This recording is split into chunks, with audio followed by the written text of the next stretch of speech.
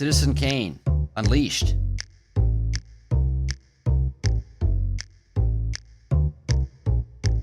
Hi, Philip Blumel. Welcome in no uncertain terms, the official podcast of the Term Limits movement for the week of July 5th, 2021. Your sanctuary from partisan politics.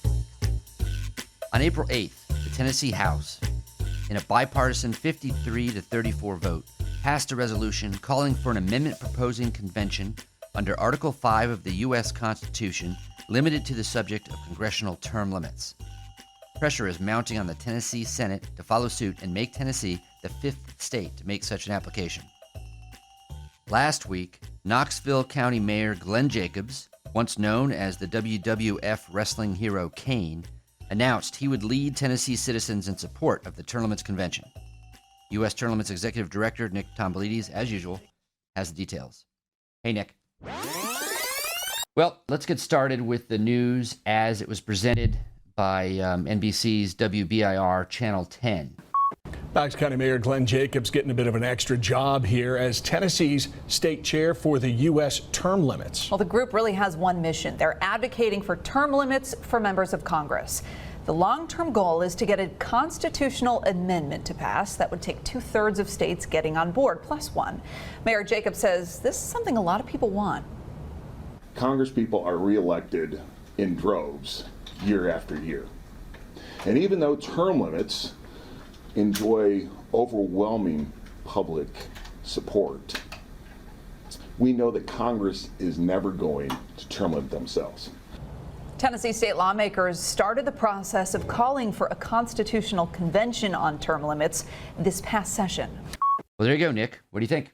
Well, Mayor Jacobs was accompanied at this press announcement by Aaron Duquette, our Central Regional Director. Aaron made the official announcement that Mayor Glenn Jacobs is our new Tennessee State Chair. I'm wowed by this. I think in terms of credibility, you can't top Glenn Jacobs. He's the mayor of Knox County, Tennessee. He's also known throughout the world as wrestling legend Kane. He's a main event superstar, WWF Hall of Famer. He also has got a background in small business. He's in the insurance industry. He's been on the podcast before, and he's just a major addition to the term limits movement. This is a huge get for our absolutely. movement. And the timing is just right. I mean, as I mentioned in the intro, the Term Limits Convention bill has passed the House, and pressure's building on the Senate. And then now is the time for, people to rise up and start putting pressure on the Senate. And to have a leader like Glenn Jacobs that people throughout the state and throughout the country and the world know leading the charge. Perfect. Yeah, and based on this clip, he's a natural. He's like so many Americans who they don't have a long history necessarily of activism with term limits, but they just intuitively understand why this is so important. I mean, he talked about it. Career politicians, they serve themselves. They only care about accumulating more power. Said as a result of their self-serving behavior, we've got a mountain of debt, bureaucracy, and red tape. He also talked about the insane power of incumbency at the federal level. I like when politicians are self-aware. He certainly is. Right. Yeah, it's not that common, is it? And this word got out because I just played the clip from, NBC. There was a similar clip on ABC and on CBS affiliates. And in fact, he'll be appearing on a News Channel 5 program called Open Line in Nashville this Wednesday, 7 to 8 p.m. Central Time, of course. And he'll be talking about, guess what? The Term Limits Convention bill. So this word is getting out. And, everybody knows that there's a lot of support behind Glenn. I mean, he's at the top of a pyramid of support for this legislation. Yeah, and I think we've worked in Tennessee now for a couple of years, and we've always had the grassroots support. We've always had the polling. We've got some big allies in the legislature, but we haven't really had that one leader who could come in and rally the troops. And I think Mayor Jacobs, does an amazing job filling that void. He noted that just this year, the Tennessee State House had already passed HJR 8 for congressional term limits. So Tennessee is halfway there. In terms of timing, it is perfect. The ball is in the state Senate's court, and Mr. Mayor here will be helping rally support for that. He's going to be participating in advocacy in all corners of the state. His announcement also triggered some public support for this from a federal representative. That's right. Tim Burchett, who himself is actually a former mayor of Knox County, has added his name to the list of those who are supporting this effort. He is a U.S. term limits pledge signer at the federal level. He co-sponsors HJR 12 in the U.S. House, and he sent a representative to this press conference to express his support and express his desire that the Senate adopt the U.S. term limits resolution. So it's great. It's a little bit of a coalition building from around the state. The people I've spoken with have said that there may be other county mayors in Tennessee who are interested in coming on board. I know Mayor Jacobs has relationships across the board. So it's a very good situation. You know, I've known a lot of politicians over the years just by virtue of working in this arena, and I usually come away very unimpressed. Many of them are cynical. They see everyone and everything in terms of keeping power. But Mayor Jacobs, he's cut from a different cloth. He's one of the few public servants out there who's got strong beliefs. You can sense that when you hear him speak about this topic. Yeah. And so we're getting a lot of official support, and we've already had a lot of groundswell of support. I mean, when this bill was going through the House in Tennessee, the legislators were overwhelmed with letters and phone calls and emails from constituents telling them to vote for this.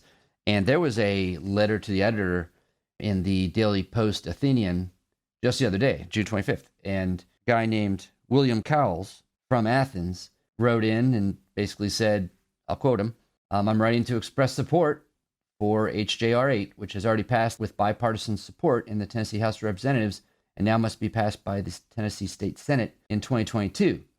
And he points out that 97% of corporate PAC money is given to incumbents over challengers in Congress. The power of incumbency is too powerful to overcome by voting them out, and for this reason, the system does not allow for serious challenges. Our current Congress is the most experienced in history, and the leadership of its career politicians has set us on a course for dismal failure. Our founding fathers never imagined anyone making a lifetime career out of these political offices. And he basically finishes up by saying, call or write your state senator and let them know how you feel. And people are doing that. Yeah, that's great. It's the latest in a recent line of editorial commentaries that we've seen coming out of Tennessee. I know Mayor Jacobs himself had a piece recently in the Knoxville News Sentinel. Dr. Manny Sethi, he's a surgeon at Vanderbilt who is the runner-up in the Republican primary for U.S. Senate. He also came out with a piece in the Nashville paper, in the Tennessean, for it. So it's great. The editorial page is the most read page of the newspaper. These days, it might be the only page people read in the newspaper. So it's awesome to see, this recent pattern of support. And by the way, if you go on YouTube, if you want to watch the press conference from this past week, go on YouTube, you search for Glenn Jacobs term limits, or go on U.S. Term Limits YouTube page. We've got it there. Click subscribe. You can watch the full official press conference announcement. This is a public service announcement. I just don't get it. These people in Congress. Do they live in Washington or on some other planet? But isn't Washington like another planet? What now? This Senate Bill 1. They say it's for the people, but it's going to give politicians taxpayer financing for campaigns. Our taxes could pay for negative ads that junk up our TV. I know, and I read where it'll prohibit states from requiring ID to vote. What? I mean, I think you need an ID to get a library card, but not to vote? It's just ridiculous. Look, you ask me, they want to do something for the people, they'd set up term limits and get new people in there. I think Nancy Pelosi's been in Congress since before I was born. For real. But there's not a word about term limits in Senate Bill 1. Of course, because Senate Bill 1 is for the politicians, not the people. Contact Senator Kirsten Sinema. Tell Sinema to oppose Senate Bill 1. It's a bad bill for your vote and your wallet. Paid for by the Club for Growth. In fact, I think that it's worthwhile to turn a light on to Mayor Jacobs' op-ed that he had published not too long ago in the Knoxville Sentinel. You can find it online at knoxvillenews.com. It was excellent, and I think let's hear it right now. I had Stacy's reading it for us. It really gives you an idea of the way that Mayor Jacobs is approaching this. When Congress first moved to term limit the presidency in 1947, President Harry Truman wrote a note endorsing what would become the 22nd Amendment. But Truman added a suggestion. He also believed Congress should have term limits. As Truman put it, 12 years of Washington is enough for any man.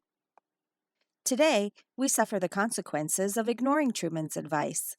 The citizen legislature in Washington that the framers envisioned has mutated into a permanent political class, where members drift loose from their moorings of their home district to take advantage of the perks and privileges of power. A career spent wallowing in the D.C. swamp has caused far too many lawmakers to forget why they were elected to begin with. As a result, Washington has become synonymous with fiscal mismanagement, dysfunction, and distrust. Congress has buried us under $28 trillion of debt. Meanwhile, members of the U.S. House and Senate have an abysmal 11% approval rating, while still boasting a preposterously high 95% re-election rate. These aren't signs of a healthy and well-functioning republic. They are signs of a very broken system. For these reasons, it is time to adopt congressional term limits. Term limits would remind members of Congress that they work for the people, not the other way around. It would also encourage fresh thinking by bringing in new and diverse perspectives from people who have real-world experience outside of the D.C. bubble. Congress, unlike most other elected offices in America, is a full-time and highly paid political career. That fact alone underscores the need for congressional term limits. I am under no illusions that Congress will propose term limits on itself. That would be like children agreeing to set their own bedtime. It will never happen. But thankfully, the framers of our great Constitution gave us another path forward. Under Article 5 of the Constitution, state legislators have the power to call a single-issue convention for a constitutional amendment. In this case, we can use this constitutionally delegated power to propose term limits for Congress. The best part? Nobody in the Washington swamp can stop it. The framers created the convention process specifically to help bypass the self-interest of Congress. Here in Tennessee, Rep. Chris Todd has introduced H.J.R. 8, adding Tennessee to the list of states calling for a congressional term limits convention. To become effective, the bill must pass both the Tennessee State House and State Senate. For the sake of our republic, I hope you will join me in supporting this effort to help make term limits for Congress a reality. By Glenn Jacobs, Mayor of Knox County.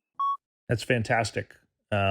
This effort will definitely be turbocharged with someone like Glenn Jacobs at the helm, and I'm looking forward to working with him. Okay, so when is the deadline for this? Because it passed the House and will be considered by the Senate, but when? And when do we expect our next bit of news from the Tennessee Senate? Well, state legislature is not going to reconvene until early next year. Okay. But that doesn't mean you're not going to see a constant drip of news out of Tennessee. We're looking into, hosting a series of meetings with different legislators throughout the state, kind of a listening tour. I think Glenn Jacobs is going to be involved in that.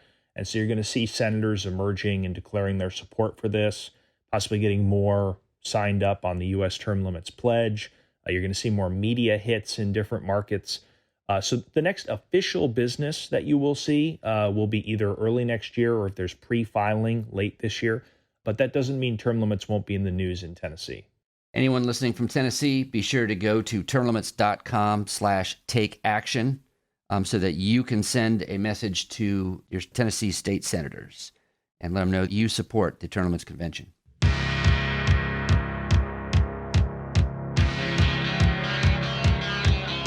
Hi, this is Ken Quinn, Regional Director with U.S. Term Limits.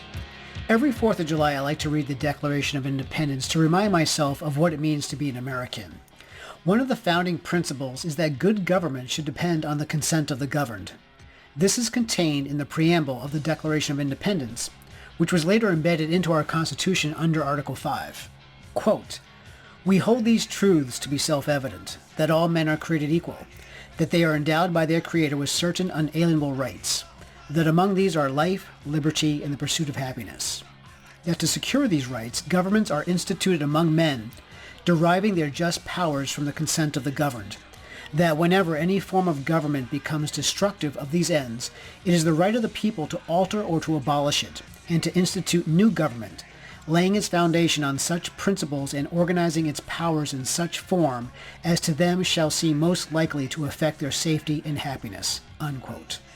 This right to alter our government is contained in the amending provision of the U.S. Constitution under Article 5, and the convention mode is specifically for we the people, through our state legislatures, to propose needed amendments when a tyrannical Congress refuses to do so. That time has arrived, and the hour is upon us. It is time for we the people to alter our government by calling on our state legislatures to propose a congressional term limits amendment. To learn more about this check against an unresponsive government, please visit termlimits.com/debunking myths. Thank you.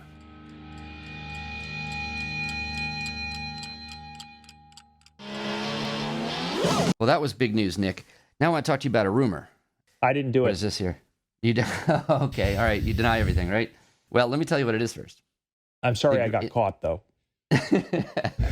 Wait a minute. Are you a politician now? Not yet. Okay. Anyway, the Grand Forks Herald in North Dakota has an opinion piece written by Rob Port.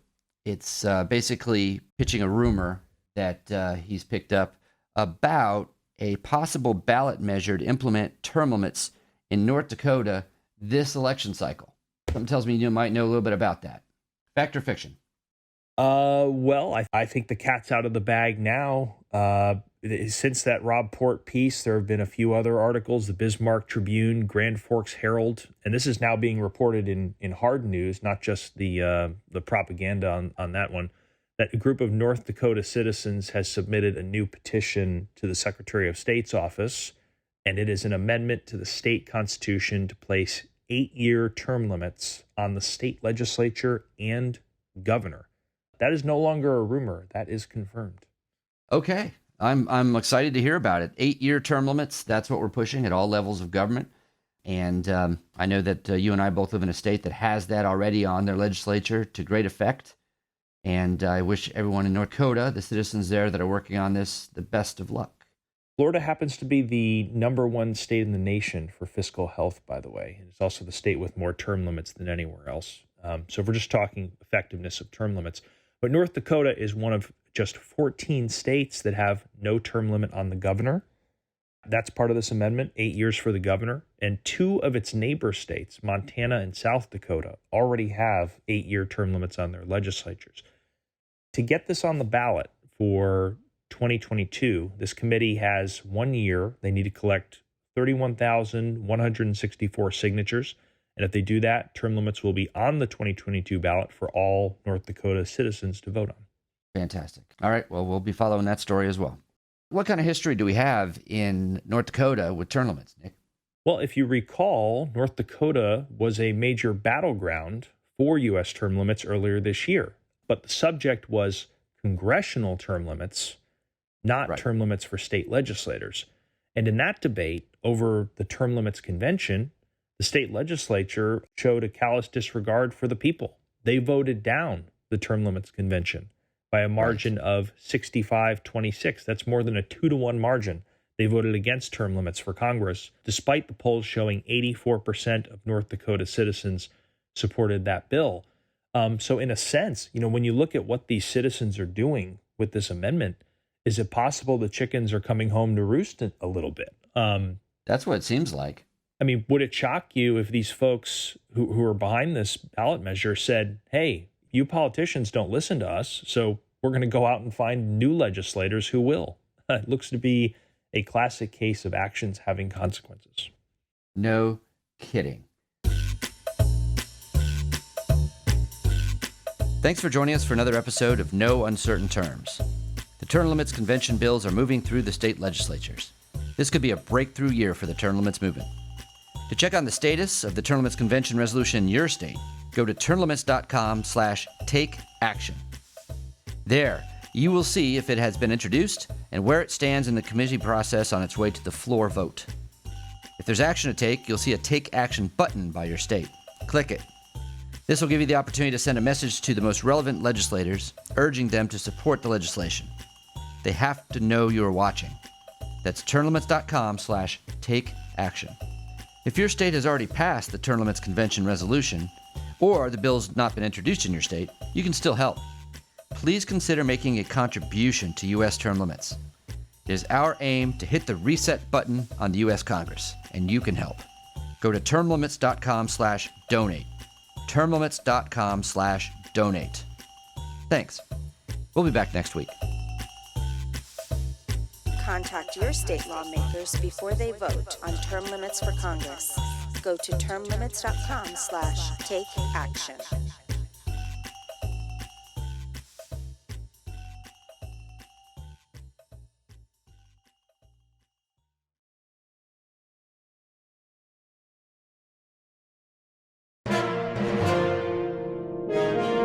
USTL.